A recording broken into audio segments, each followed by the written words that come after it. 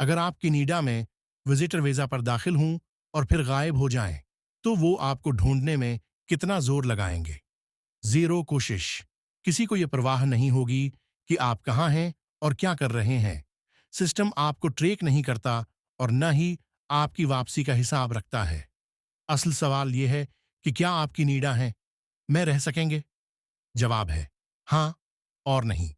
हाँ, अगर आपका मजबूत नेटवर्क हो और ऐसे लोग हों जिन पर आप भरोसा कर सकें, जो आपको अपने कारोबार में काम दिला सकें और रहने की जगह दे सकें, तो हाँ, नजरियाती तौर पर आप यहां रह सकते हैं और चिल कर सकते हैं, अगरचा ये गैर कानूनी है।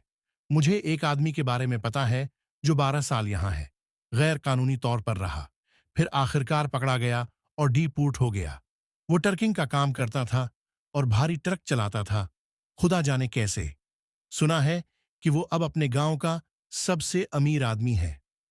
नहीं, आप ढंग की जिंदगी नहीं गुजार सकेंगे क्योंकि आपको हेल्थ केयर, हुकूमती प्रोग्राम्स, दुरुस्त शनाख्ती कार्ड, ड्राइविंग की सहूलत या नौकरियां नहीं मिलेंगी। गोया आप मरीख पर किसी एलियन के साथ रह रहे हैं। ये मिसाली सूरत हाल नहीं बल्कि काफी खतरनाक है।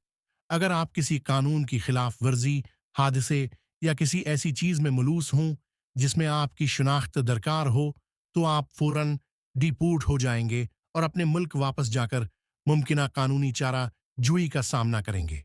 अगर इस तरह रहना काबिल कबूल लगता है तो ठीक, वरना कौन चाहेगा कि एलियन जैसी जिंदगी गुजारे।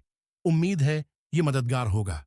जो लोग आपको ये डरा रहे हैं कि वो आपको ट्रैक करते हैं या कोई और बकवास, ये सब झूठ है।